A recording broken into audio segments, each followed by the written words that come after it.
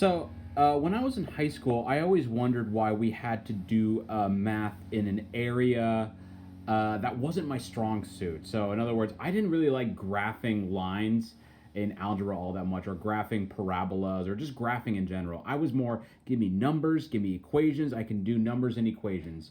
Well, I just want to give you guys a reassuring boost of confidence that there's this theory of multiple intelligences. Before we get into the math, that let's think about famous people in history. So you've got like the scientists, you've got Isaac Newton, you've got Albert Einstein, you've got Carl Friedrich Gauss, who was a famous mathematician.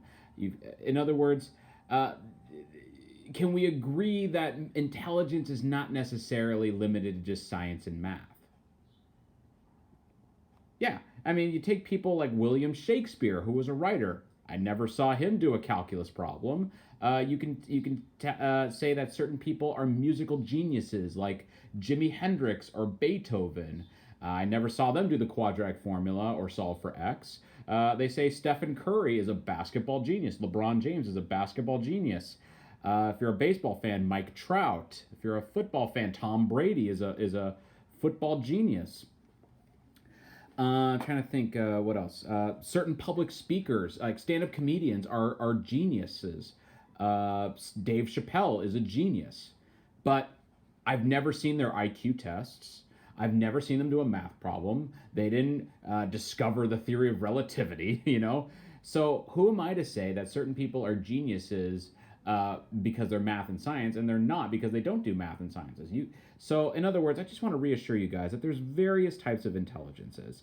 Verbal linguistic, so people who have a really high vocabulary and know how to use vocabulary, know how to use strong words, know how to have a high operative vernacular.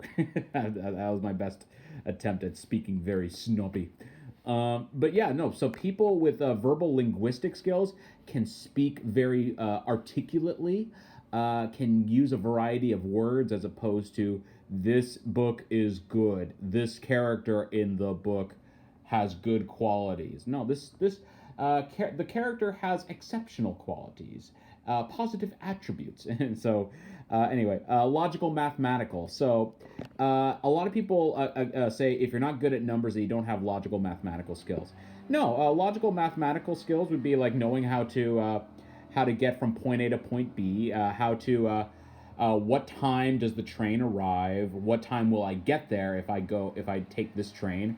What How long would it take to take Highway 101 as opposed to Highway 280, and so on and so forth.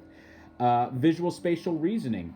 So another thing I encounter with people in math is you typically take algebra in the first year of high school, and you typically take geometry after that. And some people are really, really good at algebra and not so talented in geometry, and vice versa. Some people are really, really good at geometry, not so good with numbers and algebra. And that's because if you're really good at geometry, it means you have you have a high visual spatial reasoning intelligence. So, for instance, even though I am a math teacher, even though I'm an algebra teacher, even though I can teach geometry, when it comes to real life, my visual spatial reasoning is not the strongest. When we go on a trip in the car, I typically pack things, just throw the bag in the trunk, throw the bag in the trunk. Whereas my wife would say, hey, if we organize the bags, like we put this sideways, we put this diagonally, we can maximize the space in the trunk. We can fit more things based on how we fit them. Like, if you're really good at Tetris. Body kinesthetic. So, not just for athletes, like, Stephen Curry has an amazing 3 point shot. Damian Lillard has an amazing 3 point shot. Michael Jordan can twist his body as he attacks the rim. You guys see that, I have a basketball, it comes with a lot of basketball references. But let's just say you're in school and you're in science class. Some people are really good at taking notes in biology or chemistry, and some people are really good at the labs. So, body kinesthetic intelligence means that you would prefer something hands on, something with a lab in a science class, as opposed to taking notes and here's the test. Musical rhythmic. I don't want to. I'm looking at the clock right now. I spent 5 minutes talking about this. Musical rhythmic is again, if you're a talented musician like Jimi Hendrix or the Beatles, or you can play an instrument, you can sing. You probably have really good pitch. You have really good rhythm. You can sing. You can play an instrument. In other words, music is a form of intelligence. Intrapersonal. I know that you're gonna laugh. You're gonna laugh. It's knowing yourself, knowing what your mood is and how to meet those needs. So, for instance, have you seen those commercials for Snickers? You're not you when you're hungry. Eat a Snickers. Believe it or not, there are some people who don't know that they're hungry until it's too late. So they would lack intrapersonal intelligence. So if they don't know that they're hungry, they lack intrapersonal intelligence. If they don't know that they're overheated, if they don't know that they're too hot, they lack intrapersonal intelligence. I've met a lot of people who's like, when we make dinner plans, like, hey, like some people will say like, hey man, when do you want to go get dinner? They're like, oh, like 6 o'clock, 7 o'clock, that'd be fine. Whereas I've met some people it's like, when do you want to get dinner? It's like, I don't know, when I'm hungry. I eat when I'm hungry, and I'm like, dude, let's have dinner together. What time works for you? I don't know. I can't tell when I'm gonna be hungry. So that would be somebody who would lack intrapersonal intelligence. Interpersonal intelligence would be a great public speaker. Inter meaning within others, between others. So if you really know how to talk to people, if you're a good public speaker, and I don't mean to pat myself on the back, but I can talk to a large audience comfortably. I can talk to people comfortably. I can teach, so I would have high interpersonal intelligence. And naturalistic, that's like basically if you're in nature, if you know how to garden, if you know how to farm, if you know how to pitch a tent, if you're in the woods, if you're really good when you're in nature, that's naturalistic intelligence. But the reason I bring this up is not just to bore you and just to spew my own research when I was getting my teaching credential in college, is to show you that just because you have strengths in some areas and not in others, that does not make you dumb. That does not make you stupid. It makes you very, very smart in your field. And I want you guys to strengthen your skills in as many ways as possible. So, once again, in math class, our goal is to prove true statements. Now, we can prove true statements with words. We can prove true statements with equations, or in this case, inequalities, and we can prove true statements with graphs. We're going to be doing all three today. Okay, so without further ado, let's get on with the math. So so the directions are going to say graph on a number line. First things first, let's break down this inequality. X is greater than 2. X is greater than 2. So I'm gonna write that down.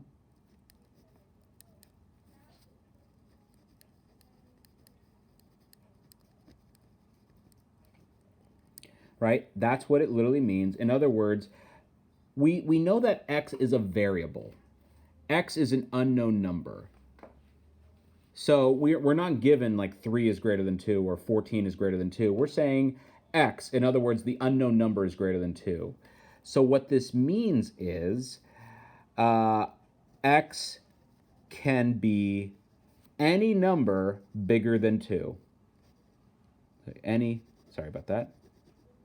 Any number bigger than 2. So I've looked at the inequality math language, and I've transferred it into the English language. And now I'm going to graph on a number line. So what do I really care about on the number line? You've seen a number line before. I'm going to put 0 in the middle. The numbers on the left are negative, and the numbers on the right are positive. So positive 2 is an endpoint. So where would I put positive 2? To the left or to the right of 0? I'm going to put positive 2 to the right. So I've got positive 2 on the right, and x is allowed to be any number as long as it is bigger than 2. So what I do is I circle the 2 and I shade to the right. And when I reach the end of the number line, I can't just leave it like that because I need to indicate that it's all numbers to positive infinity. So I put a big arrow at the end of my number line to simulate that Buzz Lightyear to infinity and beyond. X is allowed to be all numbers bigger than 2 to infinity and beyond. Now, is X allowed to be 3, 4, 5, 10, 20, and so on and so forth? Yeah. Is X allowed to be 2 itself? Is 2 bigger than 2? No. So we leave this endpoint open to show, again, it's enlarged it's enlarged to show detail. That 2 is the endpoint and we're going to the right of it. So for all intents and purposes, 3, 4, 5, and so on and so forth, but X can also be 2.1, 2.2, 2.3, and so on and so forth. 2.01, barely bigger than 2, satisfies that inequality. All right, now let's take a look at this one. What does this inequality mean? X is less than 7. Okay, so this symbol means X is less than 7. So if X is less than 7, that means that X can be any number smaller than 7.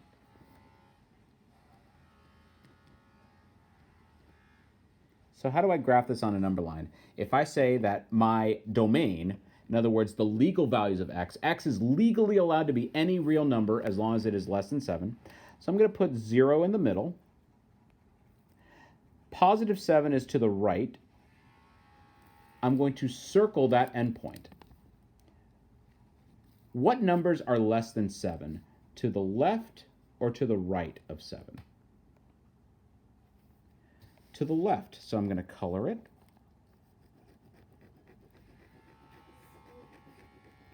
And remember, when I reach the end of a number line, I signify a big arrow to go to infinity and beyond. So in this case, to negative infinity and beyond, Buzz Lightyear. So as long as X can be any number smaller than 7, this inequality is true. So if I plug in 6, 6 is less than 7, of course. 5 is less than 7, of course. 0 is less than 7, of course. Negative 2 is less than 7, of course. Negative 1,000,000, yeah. What about 7? Is 7 less than 7?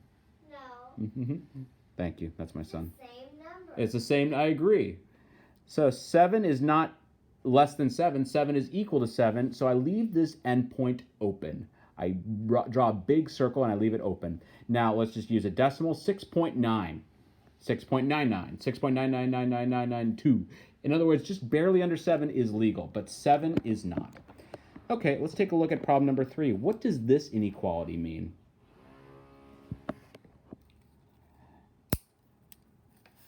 So X is greater than, but that line underneath, as we remember, greater than or equal to. Going with my roller coaster analogy, you must be at least this tall. In other words, X must be at least 3 for this statement to be true. So, what's the difference between greater than, or equal to? So, in other words, X can be any number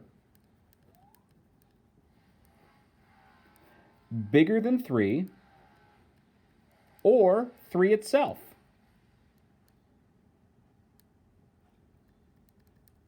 So, in order for this statement to be true, X is allowed to be 3 or bigger than 3. So let's graph this on a number line. I'm going to put 0 in the middle. Where is 3 compared to 0? To the left or to the right? 3 is to the right of 0. So I'm going to put 3 right there. I'm going to circle it, and all numbers greater than 3 go to the right. I've reached the end of my number line, so I put a big arrow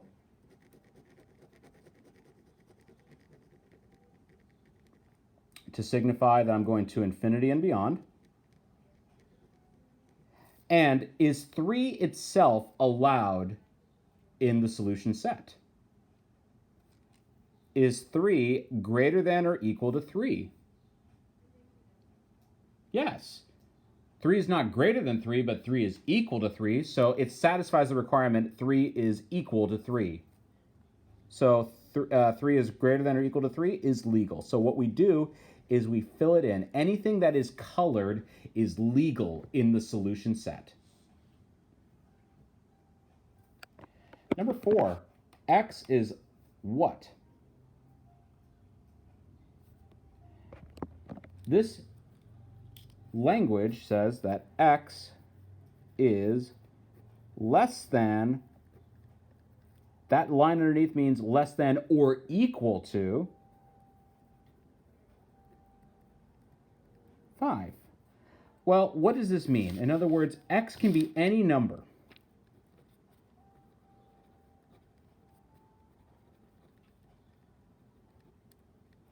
Smaller than 5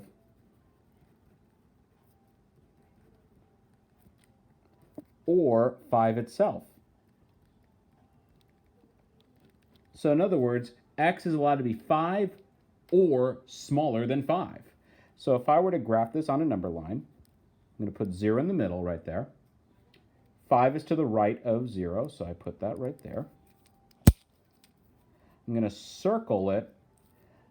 Smaller than 5.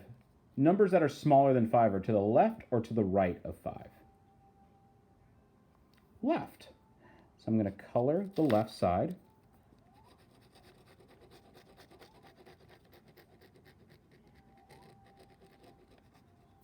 So then, if I reach the end of the number line, I put a big fat arrow. Yes, I'm expecting big points and big arrows. Every time I do this, I think about my 11th grade teacher when Algebra 2. I want to see it. I want to see the endpoint obvious. I want to see the arrow obvious. As my 11th grade teacher used to say, I am a fat dot person. And he said that loudly to the class. I am a fat dot person. I don't want to be confused. Does that look like a small circle that's filled in or a small circle that's not filled in? Make the endpoint obvious. Okay? So x is less than or equal to 5 means, is 5 allowed in the solution set? Less than or equal to? Yes, 5 is equal to 5, so 5 is less than or equal to 5 is legal. So that means that the 5 itself, that endpoint, gets colored in. Make it obvious that the endpoint is colored in. Don't give me one of those tiny little circles. Tiny circles don't help me. I like big circles, okay? Make it obvious. Okay, let's turn the page. Okay, so now I'm not going to be as thorough. You guys can do this. But now I'm just going to do this with the negatives. So what does this symbol mean? X is less than -3. So I'm going to graph this. I'm going to put 0 in the middle. Well, where is -3 compared to 0? -3 is on the left. Okay, so numbers that are smaller than -3, I put a circle. Make it obvious. I am a fat dot person, right? I'm going to circle the endpoint, and the numbers that are smaller than -3 go to the left. I've reached the end of the number line, so I put a big fat arrow to signify that I'm going to negative infinity and beyond. And is there a line underneath the less than sign? No, it's not less than or equal to, it's just less than. So what that means is -3 less than -3, that wouldn't be true. -3 would be equal to -3. So -3 is an open endpoint. It is not included in the solution set. All right, number 6. What does number 6 tell me? X is greater than -6.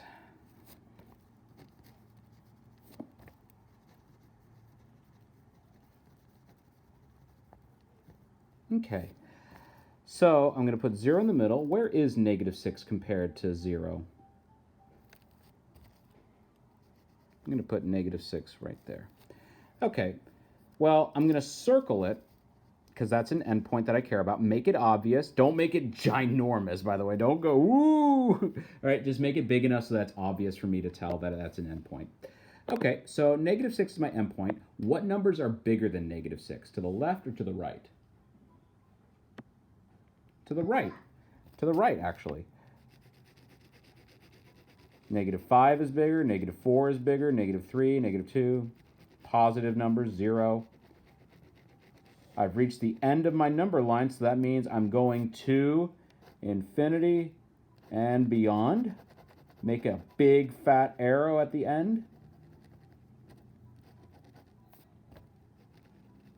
Therefore, we're going to look at this. Is negative 6 itself included? It says x is allowed to be greater than negative 6. X refers to all numbers legally greater than negative 6. It doesn't say greater than or equal to negative 6, so we leave this endpoint open. Okay, number 7. What does this inequality tell me? X is greater than or equal to negative 9. Greater than or equal to negative 9. So if I put a 0 in the middle, well, where is negative 9 compared to 0? Negative 9 would be to the left. It doesn't have to be drawn to scale. I'm just going to put it right there. But just note that it's to the left of 0. So I'm going to put a big old circle on it, a notable one. Okay? All right, what numbers are bigger than negative 9? To the left or to the right? To the left. Greater than means going to the right. So negative 8, negative 7, negative 6, 0, 1, 2, 3, all the positive numbers. I've reached the end of the number line, so I need to put a big fat arrow to signify that I'm going to infinity and beyond. Now, let's take a look at this. Let's look at the endpoint itself. Greater than or equal to negative 9. Is negative 9 legally allowed to be in the solution set? Yes. So if negative 9 is greater than or equal to negative 9, that's a true statement. So therefore, the endpoint itself gets colored in, gets filled in. Finally, number 8, x is less than or equal to negative 2. Well, what does that mean?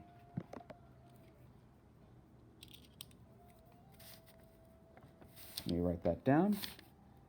X is less than or equal to negative 2. So in other words, it can be smaller than negative 2 or negative 2 itself. So 0 in the middle, negative 2 is to the left. Come on, pen, work for me. There we go. So I'm going to circle the endpoint because I like it. It's what I care about. X is legally allowed to be any number as long as it is less than or equal to negative 2. So the numbers that are smaller than negative 2 are on the left or the right of negative 2? Right. Less than means to the left.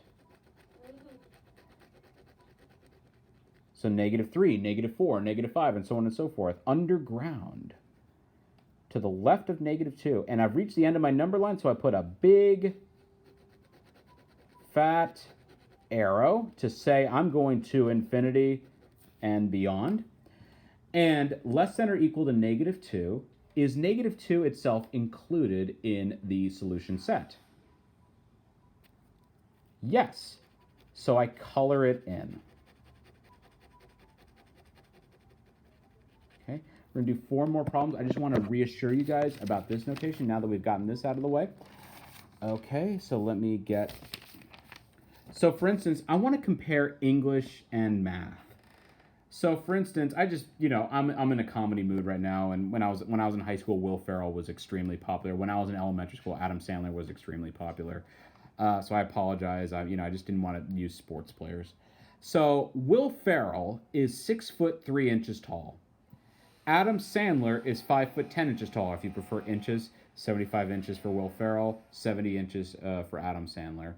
So start the sentence with Will Ferrell. Will Ferrell is blank than Adam Sandler. Taller or shorter? So Will Ferrell is taller than Adam Sandler if I start the sentence with Will Ferrell. If I start the sentence with Adam Sandler is what compared to Will Ferrell? Adam Sandler is shorter than Will Ferrell. So, depending on what I start the sentence with, use the appropriate description. Will Ferrell is taller than Adam Sandler. Flip it around. Adam Sandler is shorter than Will Ferrell. Okay? Example number 2. I just picked 2 cartoonish examples of states. Obviously, Rhode Island is the smallest state in the union. I can't tell if it's California or Texas, but I like the expression everything is bigger than Texas. So, in other words, Texas big, Rhode Island small. Compare the size of the states. Texas is blank compared to Rhode Island. Texas is bigger than Rhode Island. Now let's switch the sentence around. Let's make Rhode Island the subject of the English sentence. Rhode Island is blank than Texas. Rhode Island is way smaller than Texas. So it's the same thing for math. Depending on what the left side is, use the appropriate description. What I mean by that is, let's do these 4 problems. What does this mean? So a lot of people do this as a mistake and say, okay, I see 8, I see less than. I'm going to draw a number line where 8 is circled, and I'm going to shade to the left. No. I like my variable on the left. Okay? So if 8 is less than x, that means that x is bigger. In other words, this unknown value is bigger than x. So I like to rephrase this problem by saying x is actually greater than 8. So I like this way better, because this 8 is less than x. I have to like I can see like the puzzle pieces in my brain. Like I'm holding the iPad right now, but I'm legitimately squinting and going, okay, how do I work this? Okay, just rephrase the English sentence, make the x on the left, and then you can graph it. 8 is less than x means x is greater than 8. So I would go 0 in the middle, 8 on the right, circle the endpoint 8, and what numbers are bigger than 8? To the right. I've reached the end of the number line, so I'm going to put a big, humongous arrow to signify that I'm going to infinity and beyond. And is 8 itself allowed in the solution set? No. So we leave the endpoint 8 open. Number 10. What is this problem saying? It's saying 27 is greater than x. Okay, so I'm going to make a number line. I'm going to put 27 there, and I'm going to shade all numbers bigger than 27. No. I like my variable on the left. So I'm going to start the English sentence with x. So if 27 is greater than x, I'm going to start the sentence with x. That means x has to be less than 27. So what this means is I draw a big old number line. Oops. Sorry about that. Sorry about that being wavy, but I'm drawing one-handed. So 27 is to the right. 27 gets circled. And all numbers less than 27 get shaded to the left. And at the end of the number line, I put a big fat arrow to say I'm going to negative infinity and beyond. Is 27 invited to the birthday party? 27 is not included. So 27, I'm sorry, 27, you don't get invited to the birthday party. So you get circled and you left open.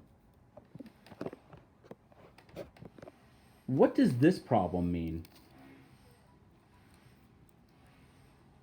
14 is less than or equal to x. Well, it makes me uncomfortable when x is on the right side because I like my x on the left side. So I'm going to start with x on the left side. Okay?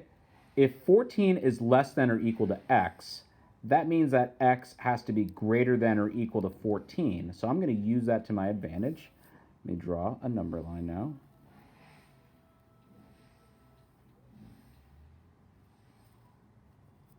So I've got 0 in the middle. 14 is to the right of 0. So I'm going to circle the 14. And what numbers are bigger than 14? To the right. I've reached the end of my number line, so I'm going to positive infinity and beyond. Is 14 invited to the birthday party? Yeah. Greater than or equal to means 14 is allowed to be in the solution set. Hooray, you're invited to the birthday party, 14. One more, and then we'll call it a day. Ah, negatives. But does that change anything? Nah. So, I don't like my x on the right side, so I'm going to translate this into English.